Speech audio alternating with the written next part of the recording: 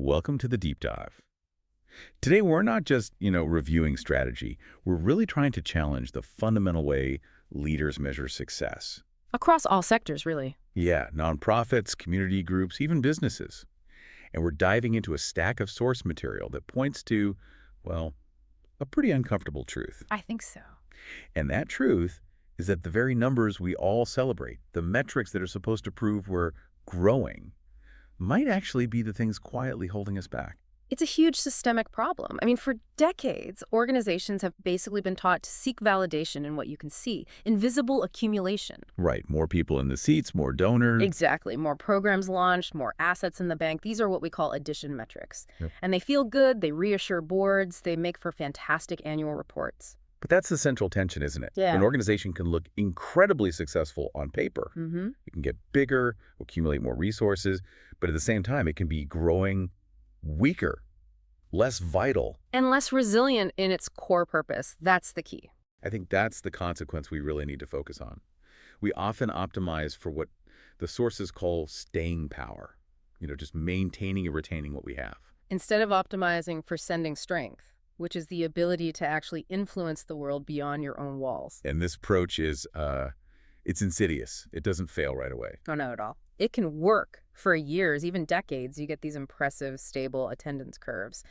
But underneath all that, the organization is just hollowing out its long-term potential. It's confusing preservation with its actual purpose. So let's be really clear about the mission for this deep dive.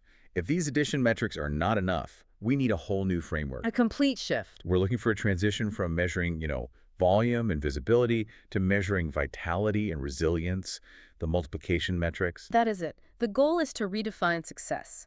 Not by how many people you can keep inside a building, but by how effectively you release people equipped, trusted, and empowered to go multiply that influence. So moving from a destination mindset to a deployment mindset? Okay, let's start with the addiction then.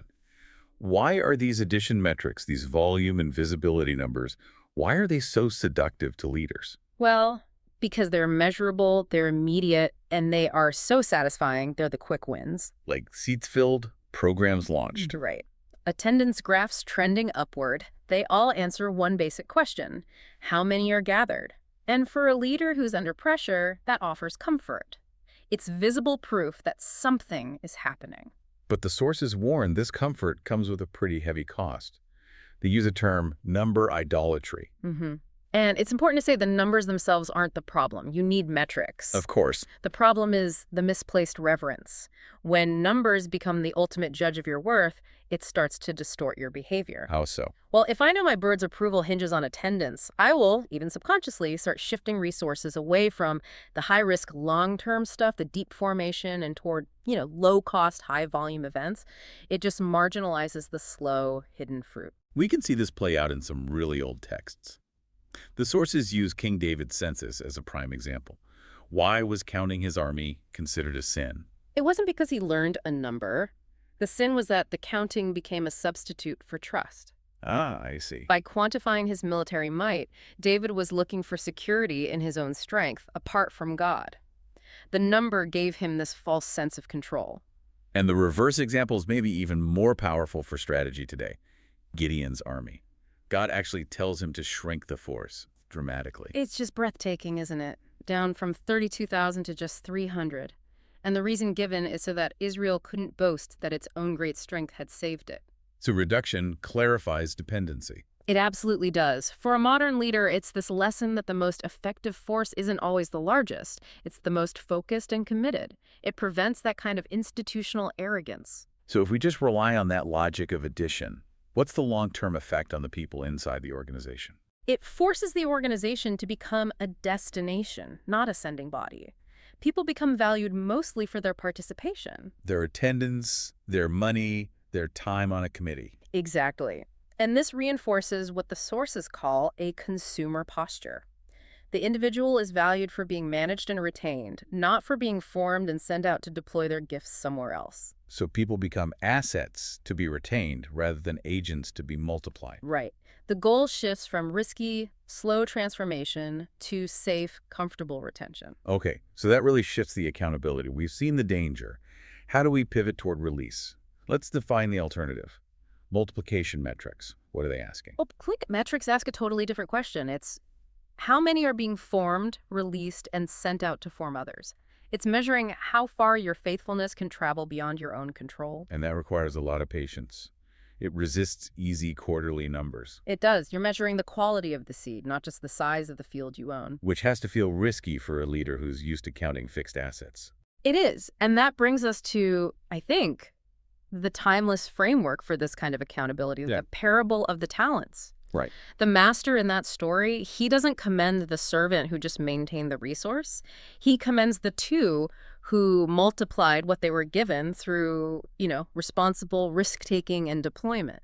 So the key distinction there is faithfulness is not preservation, it's courageous stewardship. It could not be clearer.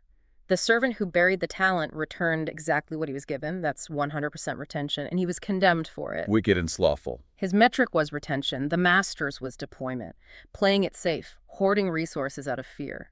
That is the most unfaithful choice in this whole framework. It requires a totally different kind of leadership. And we see Jesus model this himself. If you audited his ministry with modern addition metrics. Oh, it would be a failure. Absolutely. Right. Membership, facility size. He starts with these massive crowds, but then he says challenging things that thin them out. He refuses to anchor the mission to one building.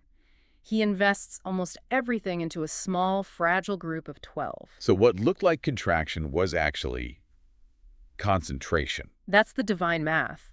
He measured success not by how many followed him for a little while, but by how deeply a few were changed forever. He was training agents who would deploy, not attendees who would just consume. Which fundamentally redefines the Great Commission. It's not go and gather converts. No, is go and make disciples. And disciples are, by definition, agents of multiplication, not endpoints of accumulation. So movement is healthy not when it gathers well, but when it sends well. That's the biblical model. The kingdom advances through what's called apostolic dispersion scattering, equipped people into new fields, not by attracting everyone to one central spot. Okay, if sending is the true measure of health, we need a better definition of that capacity to send. We call it sending capacity, the holistic ability of an organization to intentionally release people, resources, and influence beyond itself for the sake of its mission. The gold standard for this in the sources is the Antioch model in Acts 13. But let me push back a bit. They send out Barnabas and Saul, their two most gifted leaders. Isn't that institutionally irresponsible? That is the fear. It's a totally valid human fear that runs counter to this whole multiplication idea. It feels like you're weakening the core. Right, but the text frames it not as a tragic loss of talent, but as an act of spirit-led obedience. And the lesson is profound. A community that is confident in God's abundance doesn't cling to its best people. It trusts that the God who demands the sending is the God who will supply what's needed next. So sending capacity is actually evidence of trust. It's the most tangible evidence. And you have to celebrate that difficult moment of saying goodbye as a victory, not a depletion. You must. And we have to be clear, there's a difference between just deploying a lot of people and doing healthy sending. Okay, so high volume sending might not be healthy. What does fragile sending look like? It looks like rushing people out the door to hit a metric. It's high-volume sending, but without deep, intentional formation. And that leads to burnout, confusion, shallow work, because the people were just available, not truly prepared. And healthy sending. Healthy sending prioritizes sustainability, holistic formation, and long-term impact. It's intentional, it's relational, and it focuses on the quality of the formation, not just the raw quantity of people. This brings us to what the sources call the hidden fruit of faithfulness. Not every success story is a surging graph. No. Some of the most significant impact happens in places where traditional metrics show almost nothing. Quiet acts of forgiveness, planting a mission in a resistant culture where it takes 5 years just to earn trust. Conventional metrics would just register zero there. For years, yes. And Jesus used these metaphors, right? The kingdom is like yeast hidden in dough or a seed buried in the soil. Processes that are invisible for long stretches of time. This multiplication thinking, it restores value to that hidden long-term fruit. It forces you to measure the investment, not just the immediate output. All right, we've spent enough time on the philosophy. Our listeners need a concrete way to apply this. How do we actually track this healthy sending capacity? We use a tool. We call it the sending scorecard. And it moves beyond just raw output, beyond the numbers themselves, to measure the organization's capacity to endure and reproduce. It's a tool for discernment. Okay, let's walk through the components. What's the first thing on the scorecard? First is formation depth. This asks, how well prepared are they, spiritually, emotionally, theologically, for the specific context they're entering? So we stop counting volunteer hours and we start measuring things like mentorship completion or the years invested in character development. So the investment of time and relationship, not just checking a box on training. What's second? Deployment readiness.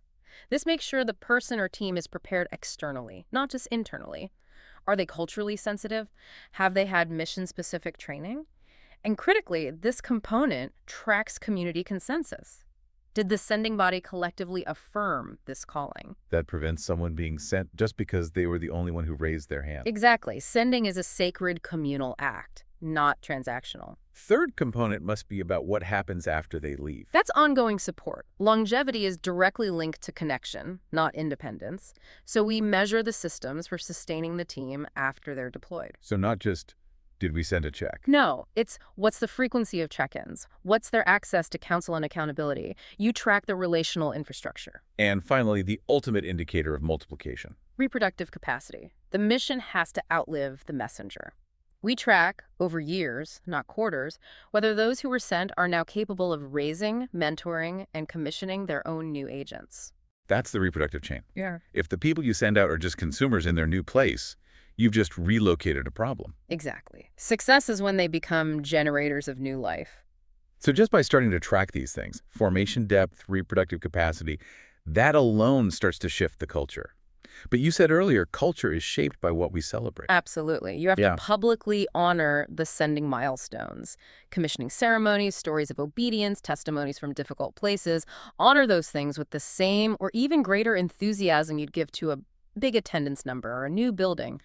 It signals that release is a victory, not a loss. It actively trains everyone's hearts to value costly obedience over comfortable accumulation. This whole deep dive has been a massive shift in perspective, moving us from asking, how many can we keep, to how deeply can we form and deploy. The most mature, most resilient organizations are not the ones that keep everybody, but the ones that faithfully prepare and intentionally release their best people for the mission. We have to align our metrics with the long game of transformation, not the short-term satisfaction of just having a bigger crowd. A perfect summary.